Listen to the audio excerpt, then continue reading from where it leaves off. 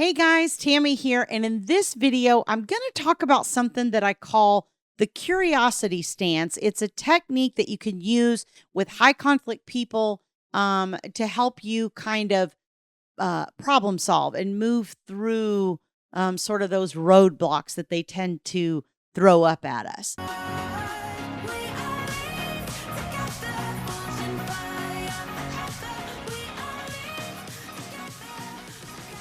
Now, before I dive in this week, let me just say you've probably noticed that we haven't posted in a little while on the channel. As most of you know, Thomas passed away suddenly about 6 months ago in a surfing accident. And of course, my life has pretty much been sheer chaos, both on the business side in some ways and in the personal side, both. And when I say that, I'm still working, doing my thing, but obviously it's been a disruption and we're having to rearrange things and do things differently. So we've just had a lot going on. One of the things that is happening right now is one of my sons and daughter-in-law and my grandson are moving in with me for a while, given everything that's happened, and just to kind of help me and give me some emotional support and give us the ability to kind of focus in on certain things that we want to do in the business to be able to try to serve you guys and bring more content and all of that kind of thing. So I just want to let you know, we're going to be getting back to the daily thing. We've just kind of had a couple week period here where he was transitioning and moving his whole family from Idaho back to California to my home. And they've been moving in. And as you can imagine, boxes and things and all that kind of stuff. So we've had a lot of chaos going on in the house. And that's just kind of disrupted our normal flow for a while. But rest assured, we are going to be getting back to the daily content because I know how much you guys need this. And I know how much it serves you. A lot of you have told me that, and I want to make sure that we're continuing to do that. So if you like this video, don't forget to hit like and also subscribe to the channel so that you're notified as we do get back to releasing those daily videos. Let's dig into this curiosity stance and what it means.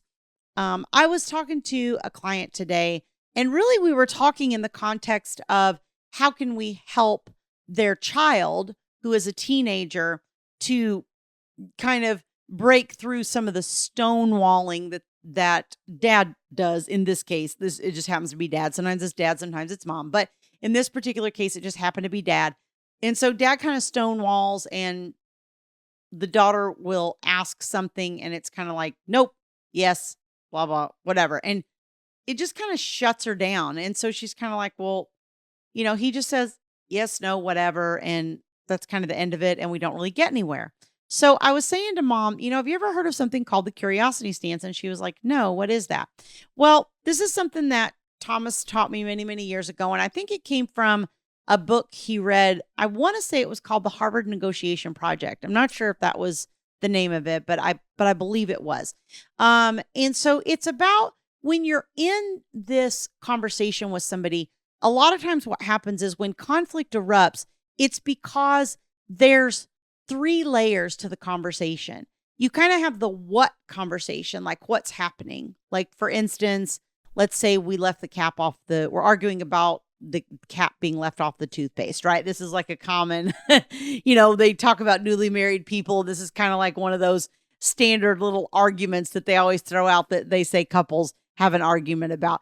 I've never had an argument over a toothpaste cap, but apparently it happens. If you've left the cap off the toothpaste and you're having a fight with your spouse over it, that's the what happened conversation, right?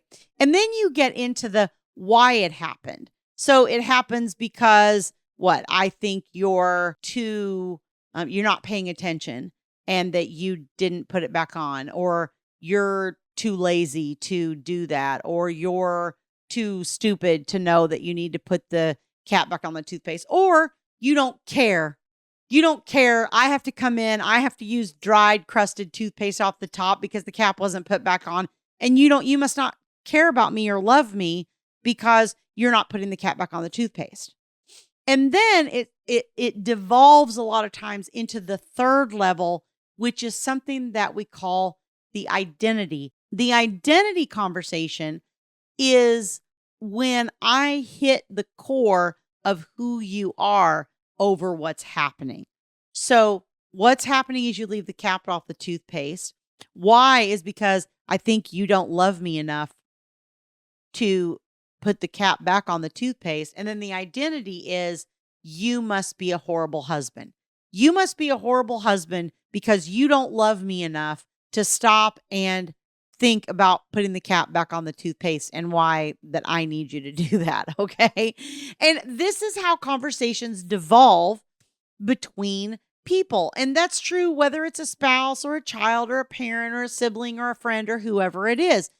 You get down into what I call like the jugular, right? Where you're hitting that person at the core of their identity. And if I say you're a horrible husband and you see yourself as this really great, fantastic husband that really sacrifices for his wife and his family and really tries to like do everything that he's supposed to do and do it well, and I say you're a horrible husband, how is that going to make you feel? Well, you're probably going to get defensive, right? Because that's part of your identity. When we can take a step back and employ the curiosity stance, then we can start to dig to the bottom of why things are happening instead of making those assumptions that lead us into attacking each other's identity. Now, hopefully, if you have a healthier relationship, you don't sink into that third level. Hopefully, we stay at the first level and we figure out, okay, you're not putting the cap back on the toothpaste. I really need you to do that. How do we solve that problem? Is there some system you can use? Is there some, something you can do to help you remember to do that? Or maybe the solution is we each get our own tube of toothpaste, right? And then I don't care if you leave the cap off yours as long as you don't touch mine. We problem solve. And so if you can learn to do that and stay at that first level, then you don't have a problem, right? It's when you start sinking into levels 2 and 3 that you start really doing damage to your relationship with other people, including your ex. So if this is somebody that you're co-parenting with and you start devolving into attacking them for being a bad parent or whatever the case may be, guess what? That's going to do damage to your co-parenting relationship, which is probably already damaged, which is going to make co-parenting with them even harder than it already is, if you can imagine that. So we take a step back and we say, hey, I noticed you left the cap off the toothpaste. Why is that? Did you just forget? Or, is there some reason? Are you having trouble getting it back on? Do you not have enough time? What is, can you talk to me about that? Like, what's going on? And so kind of not assuming that it's because they're a bad person or they're lazy or they're stupid or whatever, but more saying, hey, can you explain to me why this is happening? And it's interesting to watch this technique unfold because Thomas and I have used this a lot in mediation where you'll have one parent that's saying, no, I won't agree to the other parent having any more parenting time than this. And then the other parent says, well, I won't agree to having any less than this. And you kind of get at this impasse. And I think a lot of times people feel like mediation won't work because they feel like, well, we're at an impasse because I want A and the other person wants B and neither of us are willing to compromise. And so that's, there's an impasse there. But when you start to ask the questions and you say, well, why won't you agree to the other parent having more parenting time? Well, I know how many hours a week that parent works. And I know that parent is probably just going to leave the kids with a babysitter. Okay. So now by asking why, instead of assuming that, well, you're never going to get that or the other parent won't agree to it or whatever. And I say, well, why? Well, what's your concern? About that. And they say, well, I think the other parent's going to leave them with the babysitter. Then you can go back to the other parent and say, hey, did you hear her concern or his concern? They're worried about you leaving the children with a babysitter because they know that you work a lot of hours. Have you thought through, that situation? Well, yeah. Okay. Well, could you tell me about that? Like, what are you thinking? Is there a way that we can solve this problem? Well, yeah, I've rearranged my work schedule to where I have this particular night off. And so if we can make my night this night, then I know that I can make that work because I'm going to work longer hours on the other days. Sometimes it's not super straightforward. Sometimes you have to problem solve or you have to brainstorm and say, well, okay, the other parent's got this concern. How can we resolve that issue? Or sometimes the parent that has the concern will ask them, what would alleviate that concern for you? Like, for instance, if one parent says, well, I'm worried about the other parent's alcohol consumption around the kids. Okay. What would alleviate that concern for you? Is there anything that, if it were in place, would cause you not to have that worry, to where you wouldn't feel like that you were worried about the kids during the other person's parenting time? Well, yeah, if the parent was, willing to use a breathalyzer once in the middle of their visit. And then, okay, so then we go back to the other parent. Okay, well, this is the concern, but if you're willing to use a breathalyzer once during your visit, that would alleviate the other parent's concern. And then maybe that parent will say, well, I shouldn't have to do that. That's just because they have a concern, and, there's really not a problem, and they're blowing it out of proportion and all these things. Okay, well, maybe that's true. Maybe there is no concern. Is it something that you would be willing to do for a period of time? Or are there parameters we could put on it where, you do it during very specific situations? Or how can we, what would you be comfortable with? Would you submit to any kind of breathalyzer? Do you have a different, solution that might work? Can you think of anything else? And just asking like, well, why do you feel that way? Well, what is your concern?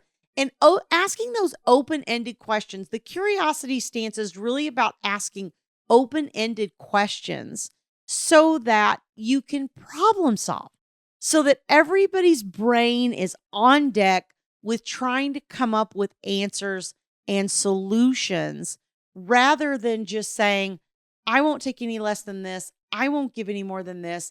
Now we're at an impasse. Now we're at a roadblock and we can't get anywhere. This is true in your ongoing co-parenting. I had somebody today that said the child got sick, was running a fever, didn't transition. So now dad is only going to get one overnight this week. This is a 50-50 schedule. Dad is only going to get one overnight this week instead of his normal 2 because the child was ill. She said, Dad wants the second overnight that would have been mine to make up for his missed night. But this is Thanksgiving week and we need to, we're headed out of town. We have plans. We already have a schedule because of the holiday. All right. So I know this probably came up for a lot of you, last week during the Thanksgiving holiday, because holidays are always a hiccup, and you're going to have another one here coming up for Christmas in not too long. Right. And so I said, well, okay, so go back and say, well, could we do this? Could we make your extra day next week? Could we, shift it on, the opposite day? Could I give you a day around Christmas? Could we, instead of just shutting down and saying, nope, you can't have the extra day this week, I won't agree to that. The order doesn't require me to do that. Or, whatever your argument is, get out of that mind frame of positional and get into curiosity. Let's say that you missed a day 2 or 3 weeks ago and the other parent wouldn't let you make it up.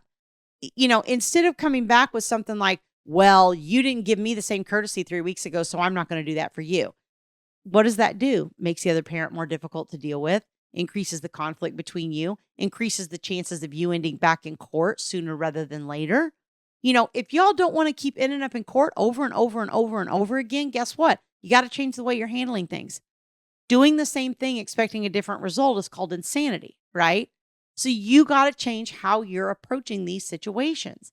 If you have a situation where they didn't give you that same courtesy 3 weeks ago, then you come at it with a curiosity stance and you say, hey, when this happened 3 weeks ago, you refused to let me have makeup time. So has something changed since that? Because it seems like we're implementing, you're requesting the opposite here. And I'm just not understanding. Can you help me understand? Do you want the continuing conflict? Do you want the continuing court costs? Do you want the continuing pressure on your children?